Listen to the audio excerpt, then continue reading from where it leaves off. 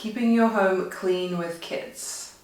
Shh, here's the secret. Okay, I don't want to jump the gun or anything, but really, if you want to know how to keep your home neat and tidy and clean with kids, this is what you need to do.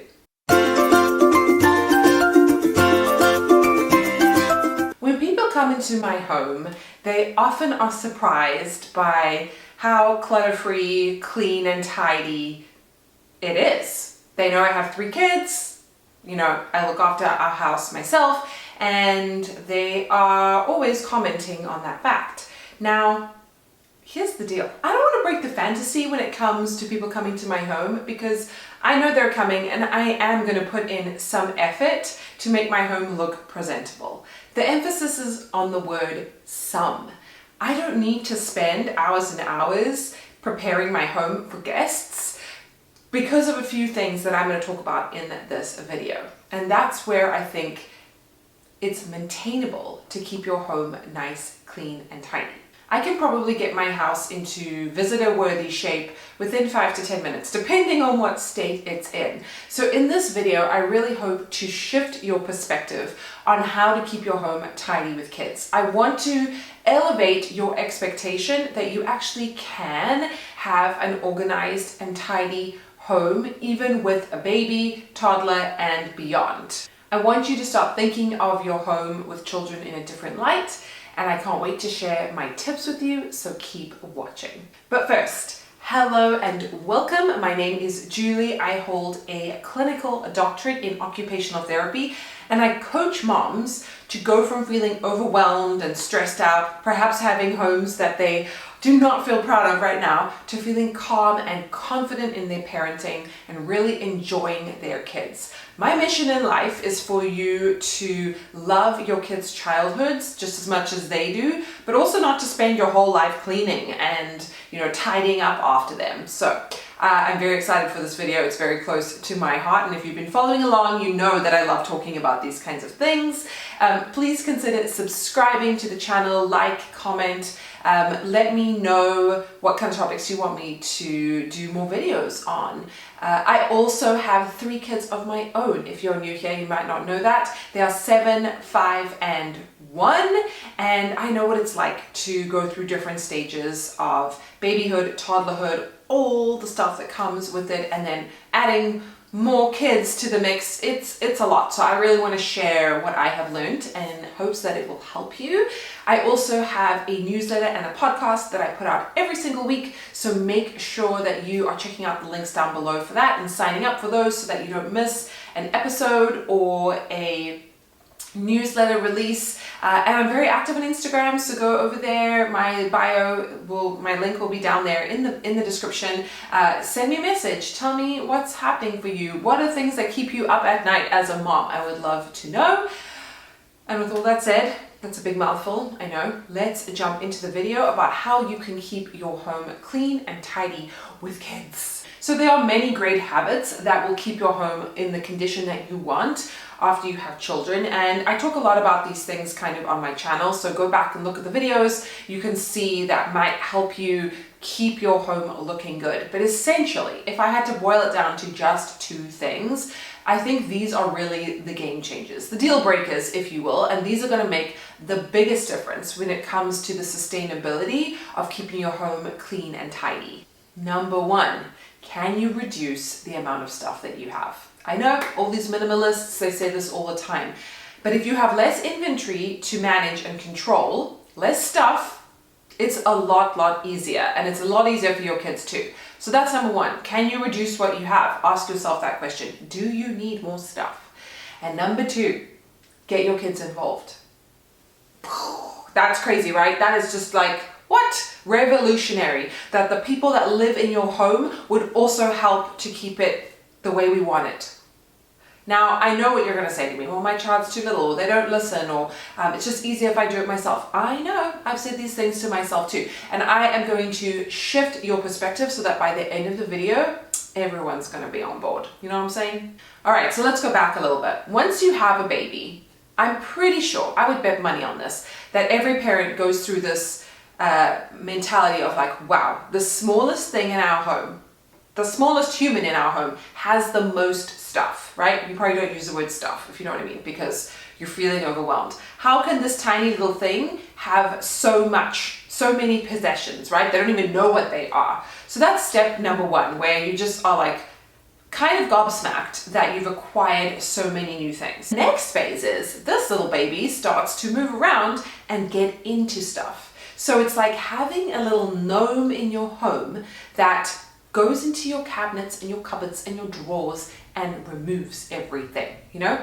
So it kind of sabotages all the good work that you're trying to do by putting things back nice and neatly. Anything at their level, they get it, and sure as Bob, they're gonna destroy it, or not necessarily destroy it, but they're gonna throw it everywhere. So then it feels like you're putting things back 100 times a day, and it's kind of like a futile thing. Like, why even bother putting clothes back into a cupboard when it's just gonna be ripped out? Probably at the same time, you're gonna have another stuff attractor, if you know what I mean, coming into your life. You could. So this is around the time when your first one is starting to remove everything out of the cabinets that you might be welcoming a second baby. And with that comes more things. At this age, so young, we're talking like baby and then like young toddler, 1 to 2 year old, when they're really getting into things and unpacking all your pans and removing stuff out of your drawers. I call them the Chief Curiosity Officers, the CCOs. And that is because it's their job to explore, to be curious, to go in and see what all these things are, to see how the world works. You will also find, if you're a new parent, that they love things that are not really toys. You know, they love real life things because they want to be a big girl or a big boy, and they're really curious to see how we use a spatula or a whisk, or what happens when I bang 2 pot lids together. They want to be involved, and this is normal and healthy development in the real world with the real stuff that they see all these people that they literally look up to using every day. So this makes total sense. So this is where you really have to be discerning about the things that you have in your home and the things that they have access to, because otherwise you will feel so exhausted and exasperated trying to maintain all of their things. Now, I do believe that children should have access to certain things. I create kind of like Tupperware drawers or cabinets in my kitchen that's at the level of my toddler. She's currently 18 months old, so I am in the thick of the curiosity officer phase right now, and she will go in there and she will take all the water bottles and she will play with them, and she'll play with the lids and the straws and practice drinking. It's very important for her to do that, and I'm happy for her to unpack certain things. Obviously, there are things that I don't want her to get into, and those have to be locked away or higher up so I don't have to worry about them, but it's just inevitable that she's going to unpack a closet at least once a day. That's fine. It's more when there's just so much stuff that it's going to take me longer than like 60 seconds to put it back into the cabinets. That's not going to work for me. I will even say at the height of this for me, when I had a young toddler, 2-year-old, and a new baby, I even created a uniform for myself, which looking back was kind of depressing, but I was really in the thick of it, having 2 small children, living in a small apartment. I created this wardrobe of basically gray, navy blue, and black. I don't know what that says about my mental state. I'll let you guys decide. But this just helped me feel like I could manage. I didn't have to make so many decisions on what I was going to wear. Everything would go together. And that's kind of what you have to do when you have small kids. You might need to be in more of a survival mode where it just makes sense to have less things to pay your things down. There are seasons for you to dress in a certain way. There are seasons for you to have crystal glasses or china teacups, but little toddlers and multiple children is probably not ideal. Then as the CCOs, remember the Chief Curiosity Officers, grow, I want you to promote them to the CTMs, which is the Chief Toy Manager. So as kids get a little bit older, they can take on more responsibility. In fact, I will link a kind of chore chart, I guess, per age in the description box below that I highly recommend you check out, because I find that a lot of parents don't give their kids enough credit for what they are capable for. And having it kind of written out like age 2 to 3, they can sweep, they can spray and clean a tabletop, they can put certain things away, especially if you're just requiring them to kind of put things into baskets. You're not requiring them to fold laundry or anything like that. They can do it. So don't take that away from them. We're going to talk about that in a little bit. But it's important that from sort of 18 months to 2 years old, they're getting promoted to chief toy managers, which means they can unpack and pack their toys and put them away within reason. But we're starting off slow. We're building in the habits. We're building in the expectation that if you want to play with these toys, you need to pack away whatever you were playing with before. Or if you want new toys, we need to have you able to manage what you currently have before we introduce new toys. Now, at the time that I'm filming this, the holidays are fast approaching, and it's a great time to kind of go through your inventory, see what toys you can donate to other children, see what you don't need, and really be strict about what you're introducing into the family, being really picky about the toys that your kids are going to have and things that maybe you don't need. And it's so hard. I'm even having this experience right now where I just want to buy them all the things that I know they will love and enjoy. But I don't want to overwhelm our house and I don't want to overwhelm our children. As they get older, they graduate from the CTM to kind of the chief helper in the house. So maybe they're no longer just responsible for toys, but they can be responsible for other things. They can help you sort the laundry and take it to whoever's room. They can help you cook even in a basic way. They can vacuum. Kids love to clean, but they can't clean if there's stuff all over the floor and there's nowhere to walk, or the tables are just full of stuff and the counters are full of things and they can't spray and wipe. So even little kids can do those things, but not when there's so much stuff. So go back to number 1 and then start to introduce how you can upgrade them from chief curiosity officer to chief toy manager to chief helper. At the end of the day, something that I have really realized is, even though it is easier for me to just clean things up because I'm an adult, I have all my faculties most of the time, and it's easy and quick for me to do it, everybody who lives in this house should participate. Because if I do everything 24/7, I am on the quickest road to burnout and resentment. I do not want to become this grumpy, cranky mother who just nags at all of my kids all the time, and they just feel like imprisoned and just irritated by me and don't want to be around me. There's that. But also, I am robbing them of really, really important life skills. Don't you want to have the child that other people want to have in their home because they are mindful about packing up their toys when they're done, or taking their plate to the sink after they've had dinner? Like, don't you want the child that is well-mannered enough that they will be, welcomed back into someone else's home? There's that. There's setting them up for success so that they can thrive in society. And then the next part is these children will grow up, God willing, and they will be adults. And they need skills, basic skills, to care for their environments. I think it's really important that we teach our children about this, that we bring their attention to the fact that their environment heavily dictates their mood and how they can thrive or just not thrive. And so it's really important we bring their attention to this, and it starts really, really young. So I've told this story before in various things I have told the story before in various ways throughout the years, but something that I really remember from my childhood and that has stuck with me is that my mom would always insist that my sister and I would make our beds.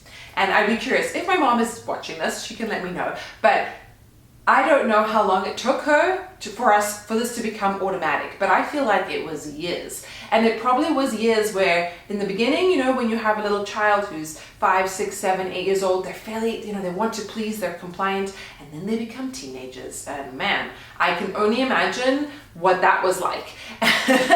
And how she probably had to really insist that we made our beds. But now, as an adult, I can't function with an unmade bed.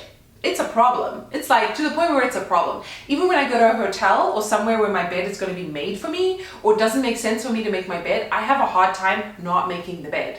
I recognize the importance of letting my bed breathe, and I hate it every time I walk into my bedroom and see that my bed is not made. I just don't know why, but I just don't feel complete if I don't make my bed. And I think that's because of years of conditioning, habit formation, consistency that she had to put up with and make us do it. And so now, I feel like I'm winning at life when I make my bed. And I think that's an important thing. And it could be whatever it is for you as a person. But I want to know, question of the video, do you make your bed every morning when you wake up? Or is it something that you can let go because you're just going to go mess it up again? I mean, what's the point, right? You're just going to get into your bed and unmake your bed, so why even make it? I talk a lot about how-to tips on my Instagram. I feel like it's a great place to share in the moment things that I am dealing with, and I feel like you will find a lot of value in that. But one thing I will say is, as I have pared down our possessions, as I have found a home for all of our things, as I have made it a no-brainer for my children, they now can independently get toys out of a place and put them back, almost without me saying anything. We've gotten to the point now where my 7-year-old will just pack things up because he knows that in order to get something else out, I'm gonna ask him to pack it up anyway. But because it's easy for him, we've pared down the toys. It's so much less overwhelming. I was finding my 4-year-old, now 5-year-old, would struggle to even know where to begin because she would look at the mess of toys on the carpet and feel like it was too much. But if there's less to clean up, if it's easy to kind of figure out where to start, she's much more likely to do it. There's a lot less resistance. It's much easier to get her to do it, and everybody is so much happier. So let me know, is decluttering on your radar? Do you already get your kids to clean up because they live in your house? I would be curious to know how you feel about that. And one more bonus tip that I've recently put into my arsenal. I don't know why it took me so long, but little kids love stickers, but not just any stickers. We're talking fancy, okay? So I recently picked up these little popping kind of stickers from Target. And my daughter, let me get some more for you. Here's some dinosaurs. They're so cute. She loved these cars. Of course, there's some unicorns. My daughter is all about it, and they love a little incentive. So when I see them doing something, really going out of their way, you know, I will try and give them a sticker. It's not just for cleaning, it could be for reading or doing something that maybe was a little hard for them that they didn't want to do. So that might be something to kind of consider. My daughter is 5, but I'm pretty sure the 3 or 4-year-old of her version of her would have been thrilled to get a little puffy donut sticker somewhere. So you can definitely try and do incentives. It's not bribing them, it's just rewarding them and acknowledging and showing them that you see their effort that they're putting in. And kids, you know, they need practical feely things. So sometimes our words don't land as much, and giving them some kind of physical representation of their hard work can really go a long way. Don't forget to subscribe and like this video. I'm so excited to have you here. Make sure your notifications are on. And if no one has told you today, you've got this.